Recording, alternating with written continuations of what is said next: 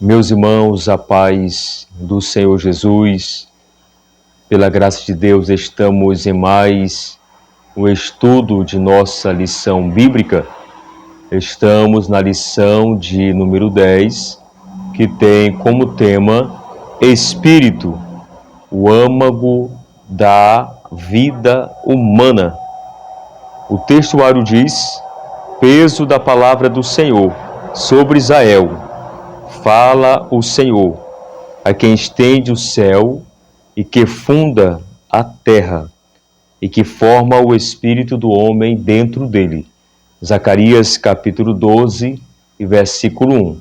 Acompanhe comigo a leitura da verdade prática que diz: uma vez livre, nossa alma recebe vida espiritual e dirige nosso corpo para adorar e servir ao Criador.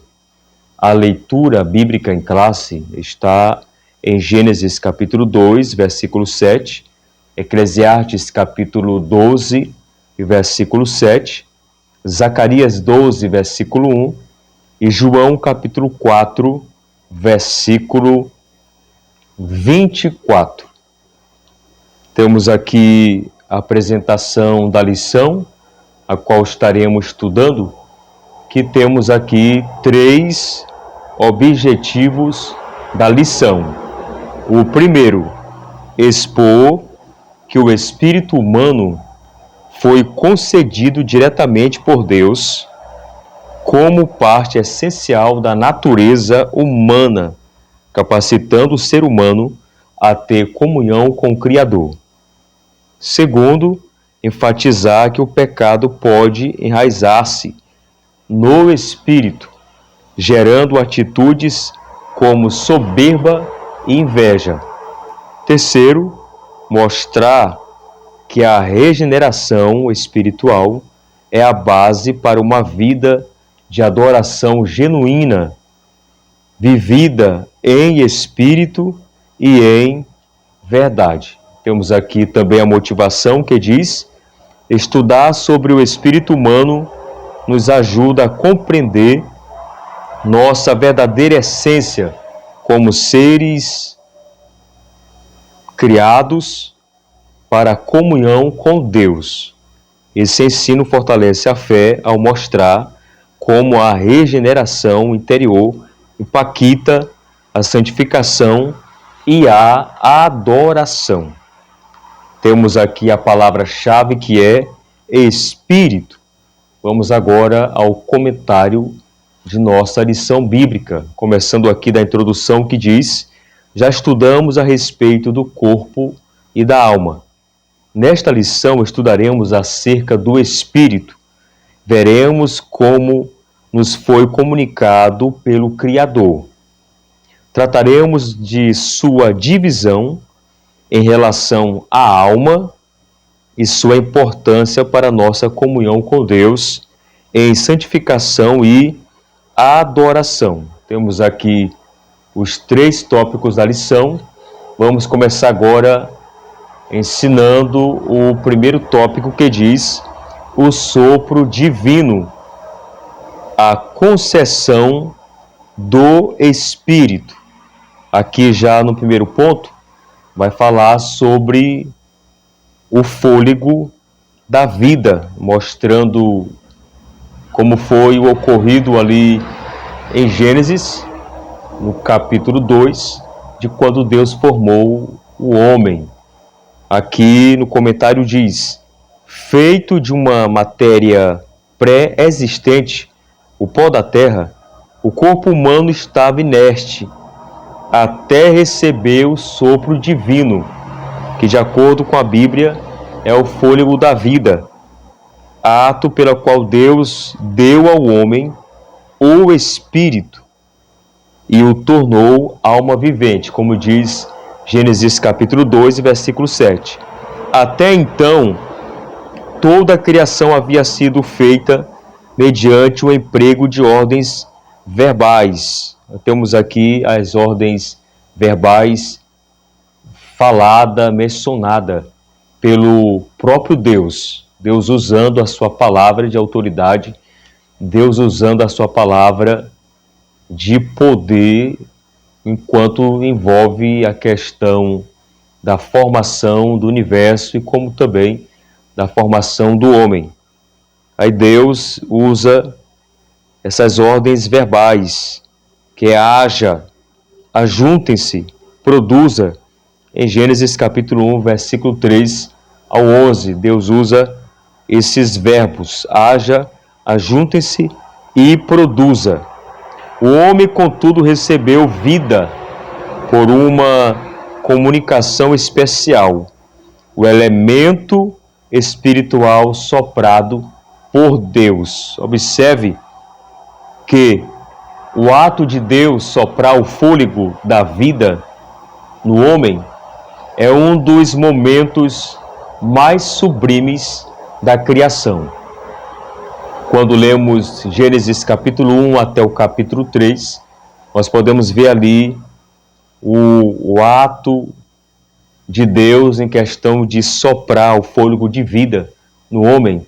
É um dos pontos mais importantes que podemos ver enquanto se envolve a criação nesse livro de Gênesis. Então podemos ver que Deus, ele fez esse momento ser um momento ímpar na história, principalmente na Bíblia Sagrada, quando Deus ele sopra o fôlego de vida no homem e o homem passa a ser alma vivente. Então, diferente de todos os outros, de outras criaturas, o homem recebeu vida diretamente de Deus. Observe que o homem recebeu vida diretamente de Deus, tornando-se um ser espiritual. Isso nos mostra que fomos criados para ter comunhão com o Criador. Então podemos ver aqui que o homem ele recebeu vida por uma comunicação especial, o elemento espiritual soprado por Deus. Como diz aqui no comentário, a matéria recebeu vida espiritual consciente, constituída de espírito e alma. O espírito é a parte imaterial. Observe isso. O espírito é a parte imaterial, através da qual estabelecemos nossa comunhão com o Criador. A vida que o espírito recebe de Deus é por ele transmitida à alma.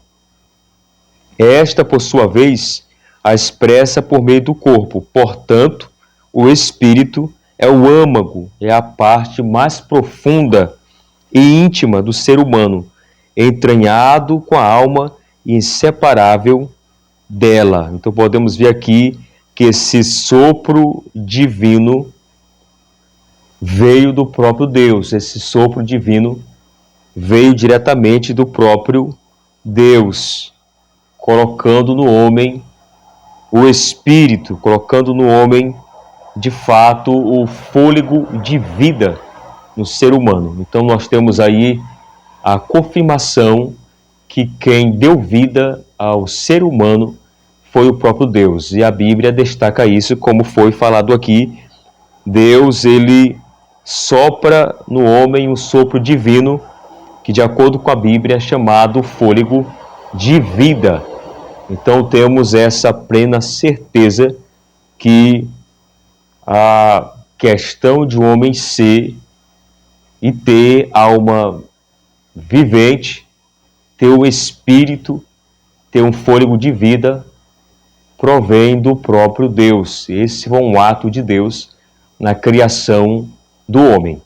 Aqui no segundo ponto vai falar sobre a singularidade do espírito. Alma e espírito são mencionados ao longo do Antigo Testamento e do Novo Testamento como componentes imateriais distintos. O profeta Zacarias diz, lá no capítulo 12, que Deus, ele forma o espírito do homem dentro dele. Jó faz referência ao corpo, representado pela boca, ao espírito e à alma. há também o bem conhecido texto de Eclesiastes, escrito por Salomão, lá no capítulo 12, versículo 7, que o escritor Salomão diz: "E o pó volte à terra, como era, e o espírito volte a Deus, que o deu." Então, o retorno do espírito para Deus se dá junto com a alma, consciente das ações humanas, boas ou mais. Então, podemos ver que nesse texto, como em outros, ruach, que é o termo hebraico para espírito, a palavra ruach, que é o termo hebraico para espírito, é representativo dos dois elementos espirituais.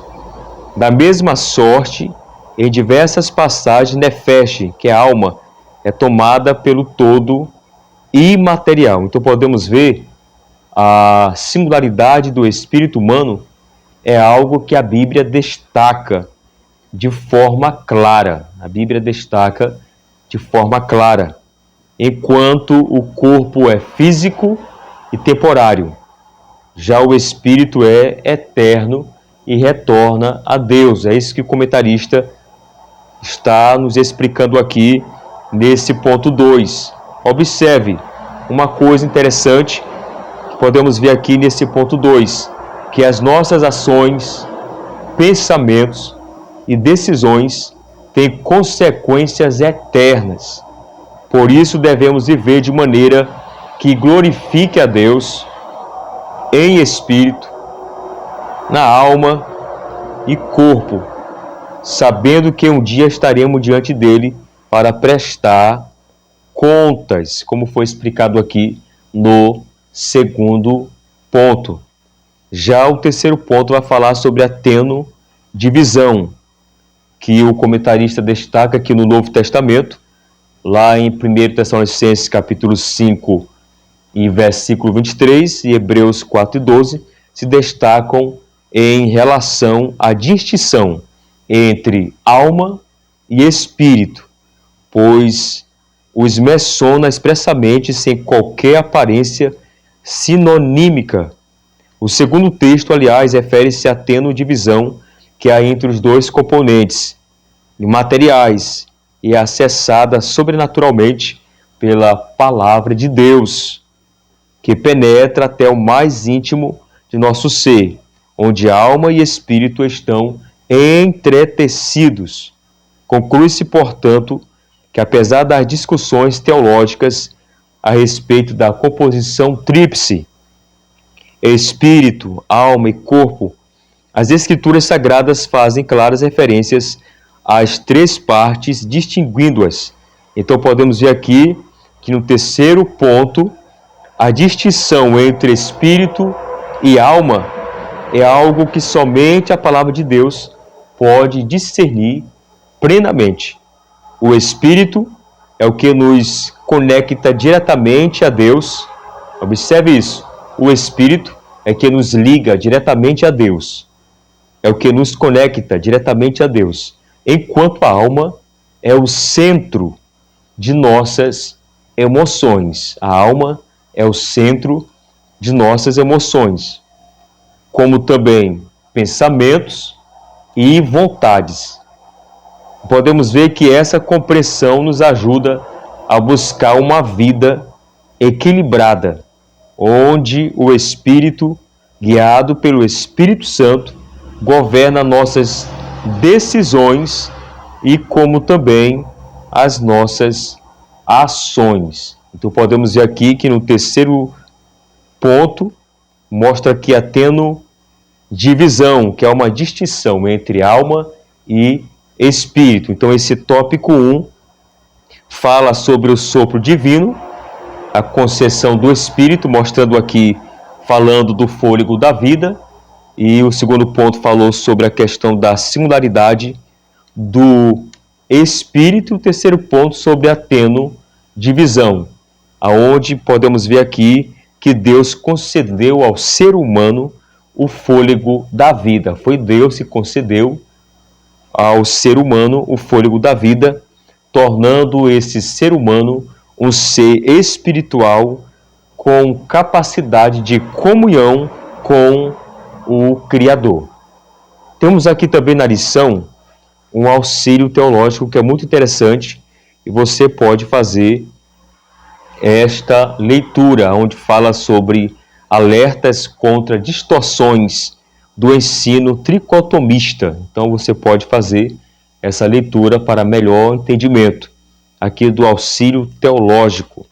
Vamos agora ao segundo tópico de nossa lição, onde o segundo tópico vai falar sobre espírito, pecado e santificação. Primeiro, pecados do espírito. Aqui o comentarista ele vai falar sobre os pecados do espírito. Ele frisa essa questão dos pecados tanto para com o corpo, com a alma e como também pecados que são voltados ao espírito. Aqui no comentário diz: existem pecados do corpo, como a prostituição. A prostituição é um pecado do corpo e da alma, como os maus pensamentos, que é falado aqui no comentário.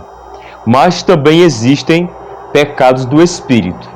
Assim como existem pecados do corpo e da alma, também existem pecados do espírito, como é falado aqui na lição. Como? Quais são eles? Quais são os pecados do espírito? É o orgulho, a soberba, a vanglória, a arrogância e a inveja. O próprio escritor Salomão fala sobre isso lá em Provérbios, capítulo 16, versículo 18. E Paulo também fala em 1 Timóteo, capítulo 3, versículo 6. Estes costumam ser piores que os pecados do corpo, sutis, que às vezes ocultos. Os pecados do espírito causam terríveis males, além de prejudicar seus autores, afetam e destroem muitos relacionamentos. Então observe que certas expressões pecaminosas da alma e do corpo, como iras, disputas e maledicências, geralmente são reflexos de pecados do espírito. Em alguns casos não é difícil percebê-los. O comentarista aqui destaca a questão do Sambalate, Tobias e seus asseclas, que não contiveram sua soberba, tiveram inveja, porque eles viram ali Neemias construir os muros de Jerusalém, e a certo momento, tanto Sambalate como Tobias tiveram um tipo de inveja, de ira, de soberba, porque ali eles estavam vendo Neemias construir aqueles muros. Então o comentarista aqui destaca essa história voltada a Neemias e mostrando que Neemias ele permaneceu firme em meio a esses levantes desses opositores. Neemias permaneceu firme, aonde ele redobrou a sua vigilância e sua oração. Então podemos ver aqui, nesse segundo tópico, falando de pecados do espírito, podemos ver que os pecados do espírito são muitas vezes mais sutis e perigosos do que os pecados do corpo. No caso, temos aqui o orgulho, a soberba e a inveja podem passar despercebidos, mas causam grandes danos, como podemos ver aqui nesse comentário. Então, para vencermos os pecados do espírito, precisamos depender do Senhor, mantendo-se uma postura de humildade e vigilância constante. Então temos que colocar isso em mente, que precisamos estarmos firmes e vencermos esses tipos de pecados do espírito, que foi explicado aqui, que nós temos que estar em total oração e como também vigilância, que por muitas vezes nós pecamos, nós erramos por falta de vigilância. Então temos que ter total cuidado com os pecados do Espírito, como diz aqui no comentário, mostrando que meio a esse levante de Sanbalate, Tobias, por causa da arrogância, por causa da vanglória, por causa da inveja, esse personagem bíblico chamado Neemias permaneceu firme, redobrando a vigilância e a oração. Diante de capciosas e sistemáticas oposições, precisamos ter prudência e resiliência sem nos abalar. Então, que possamos vencer os pecados que envolvem o Espírito. Aqui no segundo ponto vai falar sobre as raízes do pecado. O comentarista fala aqui sobre as raízes do pecado. Vou ler aqui o comentário, diz assim: em 1 Tessalonicenses, capítulo 5, versículo 23, Paulo trata do processo de santificação. Nesse versículo, Paulo ele fala sobre a questão do processo da santificação, que deve atingir o ser humano por inteiro. A ordem por ele apresentada, questão da santificação, que temos que santificar o nosso corpo. Aí Paulo mostra que é o espírito, a alma e o corpo precisam andar em total santidade. Não é só o corpo, não é só a alma, não é só o espírito, mas tanto o espírito como a alma e o corpo, nesse texto Paulo diz, tem que andar em total santidade. Então podemos ver a ordem por ele apresentada por Paulo, que é o espírito, a alma e corpo, não nos parece aleatória. O ato de criação se deu do material para o imaterial, mas a redenção se dá do espiritual para o físico. É no imaterial que a Bíblia geralmente chama de coração, que o pecado fica enraizado. Por isso, a verdadeira santificação acontece de dentro para fora. Observe que Paulo diz que esse processo de santificação, ele começa no interior, de dentro para fora. Paulo diz, é espírito, alma e corpo, de dentro para fora, onde Paulo mostra que tem que ocorrer esse processo de santificação, que acontece de dentro para fora. A falta dessa compreensão leva ao legalismo, além de representar grave distorção da doutrina da graça, pela confiança nas próprias obras. Então podemos ver aqui que a santificação deve começar no espírito, transformando o nosso interior. Então, depois que nós passamos por esse tipo de santificação, a partir do nosso espírito, da alma e do corpo, nós podemos ter a plena certeza que passamos a vencer o pecado, mostrando aqui das raízes do pecado, que começa no coração. Mas o apóstolo Paulo nos ensina aqui a andarmos em total santidade para com Deus e vencermos o pecado, porque existem as raízes do pecado, e que possamos sempre estar vencendo o pecado e que possamos andar em total vigilância para com esse tipo de pecado que é falado aqui nesse comentário bíblico, falando sobre os pecados do Espírito e como também raízes do pecado. E aqui no terceiro ponto, o comentarista vai falar na questão de como devemos vencer o pecado, porque o terceiro ponto fala vencendo o pecado. O terceiro ponto fala sobre vencendo o pecado, que diz: a força do pecado arraigado em nosso espírito somente é vencida quando deixamos de confiar em nós, quando deixamos de confiar em nós mesmos e dependemos inteiramente da graça de Deus e seu poder salvador e santificador. Observe aí, como ensina Paulo. Aqui Paulo diz, a lei do Espírito de vida, em Romanos 8:2. Olha o que Paulo diz aí. A lei do Espírito de vida, em Cristo Jesus, nos livrou da lei do pecado e da morte. O que Paulo está dizendo aqui, o total significado aqui de Romanos 8:2 é que por nós mesmos nós somos incapazes de vencer o pecado. Por nós mesmos nós somos incapazes de vencer o pecado.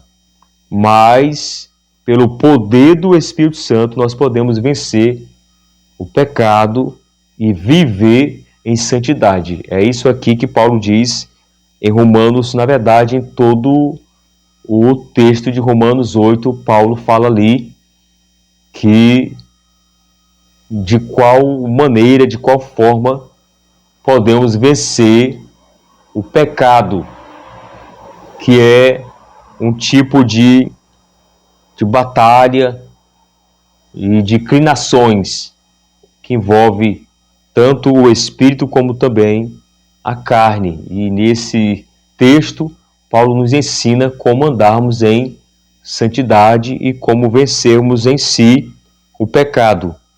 O que é impossível, a força humana tornar-se possível mediante o poder divino operante em nós. Não é por nossas forças que vencemos o pecado, mas através do Espírito Santo que está em nós.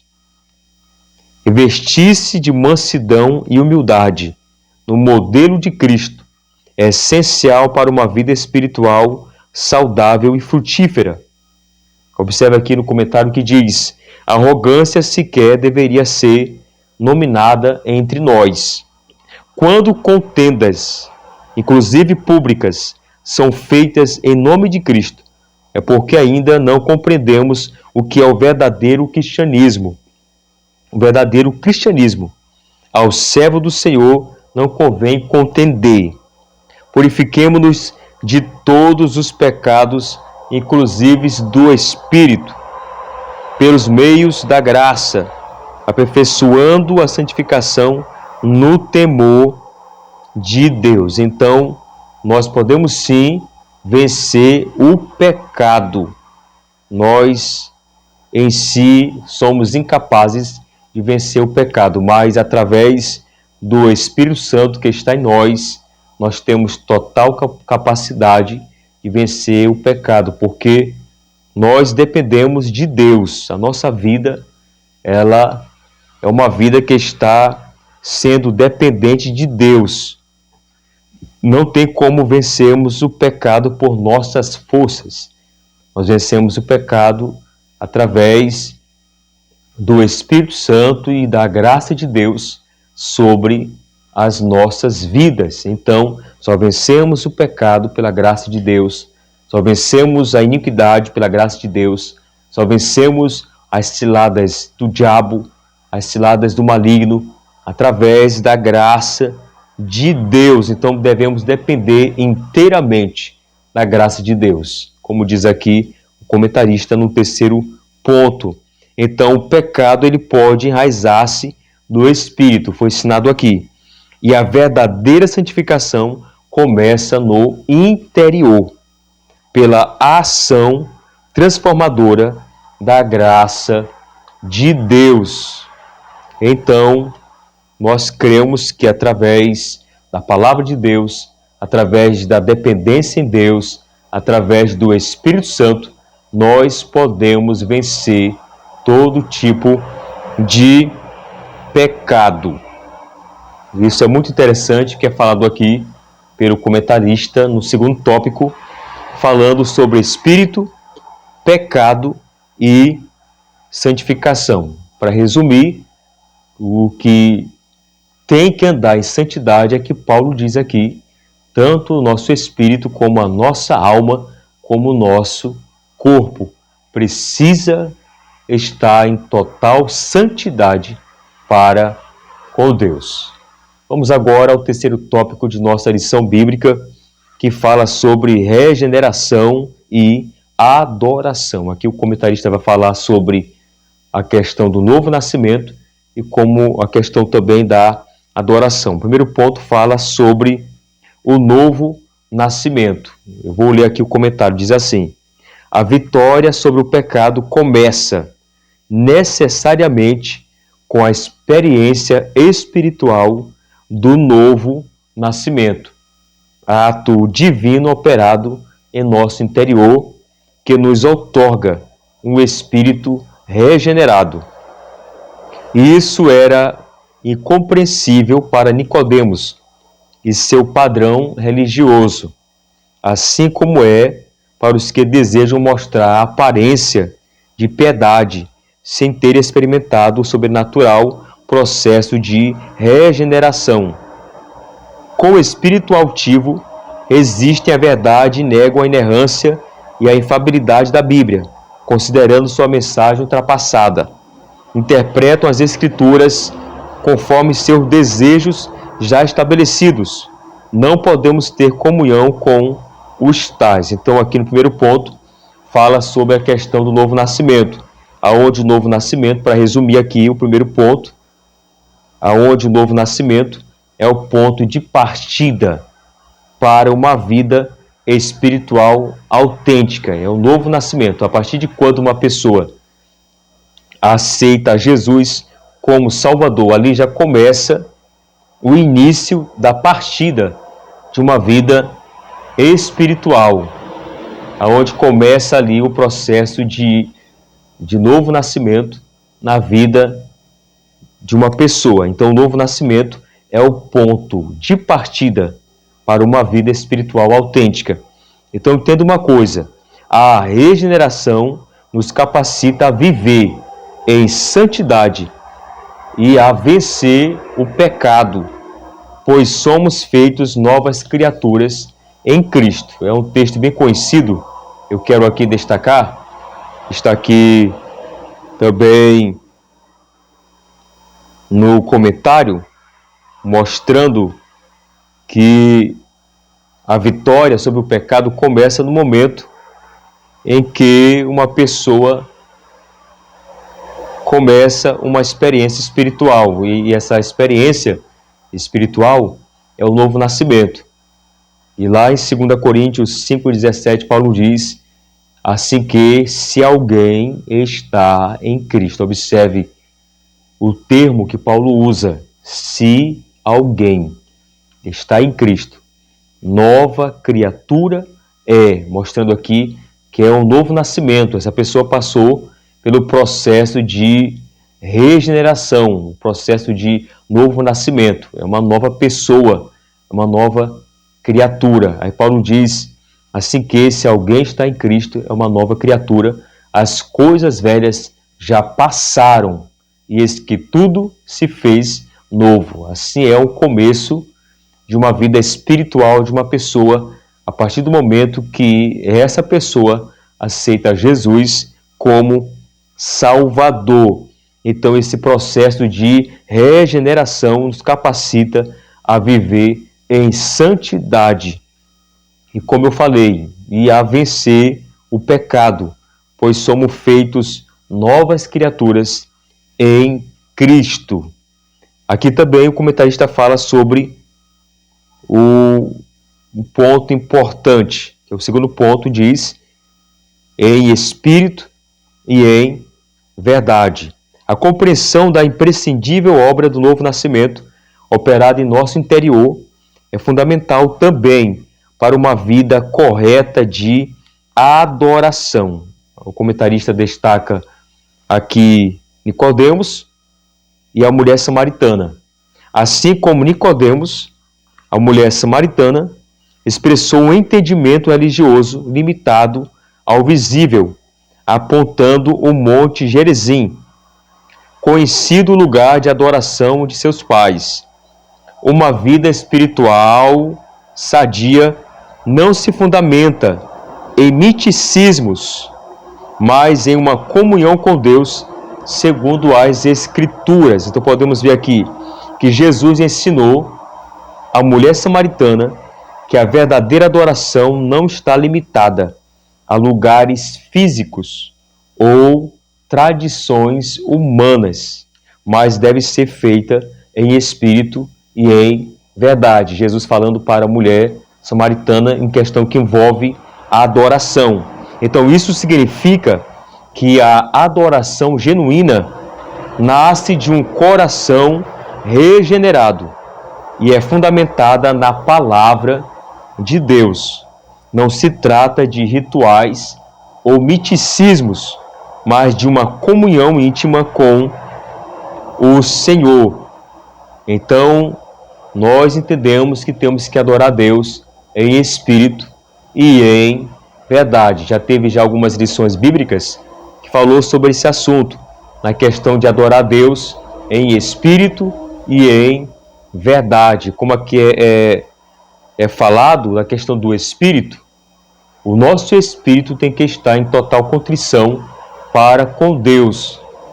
E quando se envolve a adoração, esse espírito tem que estar em total verdade, em total temor, em total santidade para com Deus. Então, o nosso ato de adorar a Deus também tem que estar em total rendição para com Deus. Isso é chamado de comunhão íntima para com o nosso Deus. Então temos que ter uma vida correta de adoração. Entenda isso. Precisamos ter uma vida correta de adoração. Eu quero aqui também destacar que nós também adoramos a Deus com as nossas atitudes. Nós também adoramos a Deus com as nossas ações. Nós também adoramos a Deus com o nosso caráter. Também é uma forma de adorar ao nosso Deus. O terceiro ponto e último diz: um espírito quebrantado.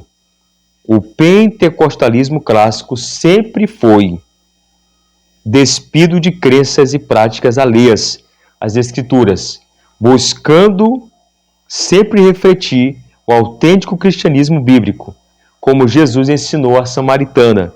Deus é espírito, importa os que o adorem em espírito e em verdade. A verdadeira e pura adoração nasce de um espírito quebrantado, em simplicidade, sem pretensão de louvor ou glória humana. Um espírito quebrantado. A verdadeira adoração é marcada pela humildade e pelo quebrantamento diante de Deus. Observe que o salmista, ele diz algo interessante no Salmo 51, versículo 17. O salmista declara que um coração quebrantado e contrito não desprezarás o Senhor. Então, quando estamos com o nosso coração contrito, com o nosso coração quebrantado, pode ter a plena certeza que o nosso Deus não desprezará. Então, isso é, de fato, uma forma de adoração a Deus, que é um espírito quebrantado, um espírito que está em total contrição para com Deus. Isso o salmista Davi diz, e esse texto do Salmo 51, Davi ele escreve no momento, nas circunstâncias, quando ele peca, quando ele erra, quando ele adultera com Betseba. E no Salmo 51 aqui temos um texto onde Davi faz uma oração pedindo perdão para Deus com um certo tipo de quebrantamento. É por isso que aqui o salmista fala de ter um coração quebrantado para com Deus. Ele diz que Deus não vai desprezar esse coração que está quebrantado.